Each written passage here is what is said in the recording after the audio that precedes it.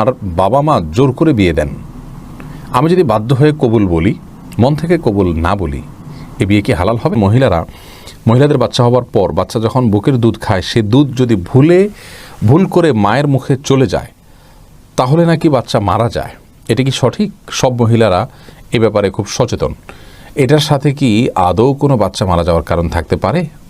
উত্তর হলো না। এটা সম্পূর্ণ কুসংস্কার। বাচ্চার মায়ের বুকের দুধ যদি ভুলে মায়ের মুখে চলে যায়, বাচ্চা মারা যাবে তো দূরের কথা, এতে কোনো সমস্যাই হবে না। এটা সম্পূর্ণ মনগড়া এবং ভিত্তিহীন বানোয়ার কথা।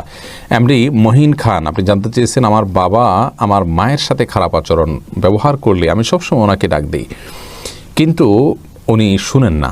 আমার কি করণীয় আছে বা আমি কি করতে পারবি? আপনার মায়ের সপক্ষে আপনার বাবাকে আপনি মায়ের পক্ষ নিতে গিয়ে বাবার প্রতি আপনি জুলুম করতে পারবেন না। মা বাবা উভয়ই আপনার জন্য সম্মানীয়। তারা একে অন্যের প্রতি যদি অত্যাচার বিচার করেন, আপনি অবশ্যই তাকে বোঝানোর চেষ্টা করবেন সর্বোচ্চভাবে। নিজে বুঝিয়ে যদি তাকে লাইনে আনতে না পারেন, তাহলে সেক্ষেত্রে যার মাধ্যমে বোঝালে তাকে আপনি সংশোধন করতে পারেন বলে মনে হয়, তার মাধ্যমে আপনি বোঝানোর চেষ্টা করবেন। কিন্তু তাতেও যদি কোনো কাজ না হয়, আল্লাহ রাব্বুল আলামিনের কাছে আপনার কোনো দায়িত্ব থাকলো না। কিন্তু আপনার চেষ্টাটুকু আপনাকে সেইভাবে চালাতে হবে, করতে হবে। আর নিজের নিয়ন্ত্রণের বাইরে চলে গেলে কখনো বাবার হয়ে মায়ের বা মায়ের হয়ে বাবার উপরে আপনি জুলুম করতে পারবেন না, বা তাদের সাথে দুর্ব্যবহার করার সুযোগ কিন্তু আপনার নাই। এখানে আপনার হাত পা বাঁধা। এরপরে মোহাম্মদ আবদুল্লাহ নূর জানতে চেয়েছেন, আমার এক প্রতিবেশী আত্মীয়, সে সুস্থভাবে হাঁটতে চলতে পারে, তাতে তার কোনো অসুবিধা হয় বলে মনে হয় না। যখনই নামাজ পড়তে দেখি তখনই সে অসুস্থ দাবি করে এবং চেয়ারে বসে নামাজ পড়ে। সে দাঁড়িয়ে নামাজ পড়ার সক্ষমতা থাকা সত্ত্বেও চেয়ারে বসে নামাজ আদায় করে। এখন তার নামাজ সহি হবে কি না? খুবই গুরুত্বপূর্ণ প্রশ্ন ভাই আবদুল্লাহ নূর।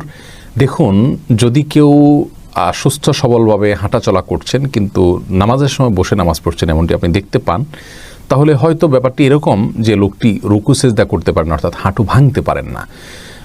হাঁটা চলার জন্য তার হাঁটু ভাঙা প্রয়োজন হয় না।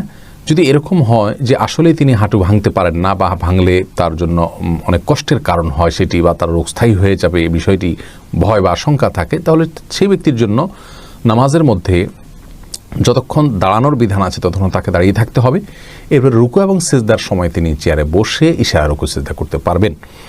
আপনি যার কথা বলছেন তিনি হয়তো এই ক্যাটাগরির মানুষ, হাঁটা চলা ঠিকই করছেন কিন্তু হাঁটু ভাঙতে পারেন না, তাহলে তার জন্য তো এটি জায়েজ আছে। তবে দাঁড়ানোর সময়টুকুতে অবশ্যই তাকে দাঁড়িয়ে নামাজ পড়তে হবে, সেটুকু তিনি বসে পড়তে পারেন না। যেহেতু সারাক্ষণ হাঁটছেন তিনি, তাহলে নামাজের সময় তিনি কেন হাঁটবেন, দাঁড়াবেন না? আল্লাহ বলেছেন ওয়াকুমু লিল্লাহি কানিতিন, দাঁড়িয়ে নামাজ করা সাধারণ অবস্থাতে ফরজ আমাদের জন্য, যার কারণে সেটি তাকে করতে হবে।